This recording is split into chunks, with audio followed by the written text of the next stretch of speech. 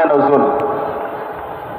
মুহাম্মদুর রাসূলুল্লাহ সাল্লাল্লাহু আলাইহি ওয়াসাল্লাম যখন 40 বছর বয়সে আল্লাহর পক্ষ থেকে আল্লাহ তাআলার এই জমিনের মধ্যে অবলা মানুষকে, পথ হারা মানুষকে, বিপদগ্রস্ত মানুষকে আল্লাহ পাকের দিকে, আল্লাহ পাকের জান্নাতি মানুষ বানানোর জন্য আল্লাহ তাআলা আল্লাহর পক্ষ থেকে কুরআনুল কারীমের সেই মহাগ্রন্থ, আসমানি কিতাব আল্লাহ পাকের পয়গাম্বর উপরে নাযিল করলেন।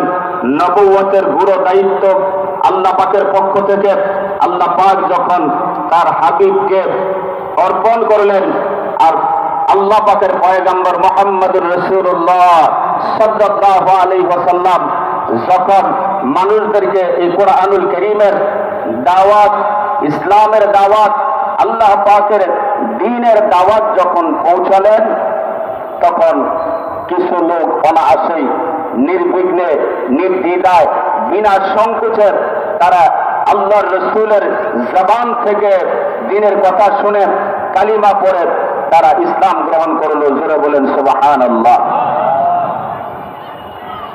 আর কিছু মানুষ যাদের নসিবে ইসলাম নাই, কোরআন নাই, দ্বীন নাই, জান্নাত নাই, নবীকে যারা দেখেও নবীর উপরে ঈমান আনেন নাই, কোরআনুল কারীম নবীর উপরে নাযিল হয়েছে, কাছে পাওয়ার পরেও ওই কোরআন যারা গ্রহণ করে নাই, তারা হলো জাহান্নামী।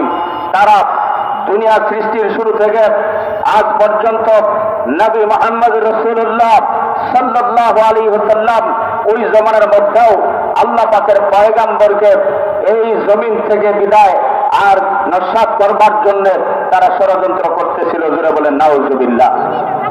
প্রিয় হাজিরিন,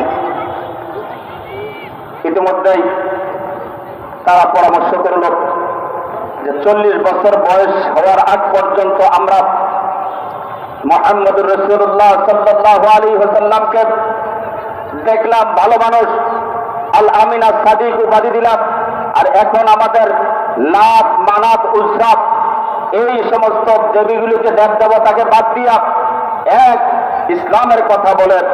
সুতরাং আসলে মুহাম্মদ সাল্লাল্লাহু আলাইহি ওয়াসাল্লাম সে কি নিয়ে আসছে এই ব্যাপারে আমাদের চূড়ান্ত সিদ্ধান্ত গ্রহণ করা প্রয়োজন।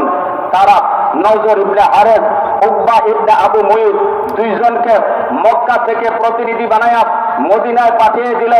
মদিনায় একজন পণ্ডিত আছে, যে পণ্ডিতের কাছে ইতিপূর্বে ঈসা রুহুল্লাহর উপরে আল্লাহ তাআলার পক্ষ থেকে যে ইনজিল শরীফ নাজিল হয়েছিল, সেই ইনজিল কিতাব রয়েছে, তাওরাত কিতাব রয়েছে।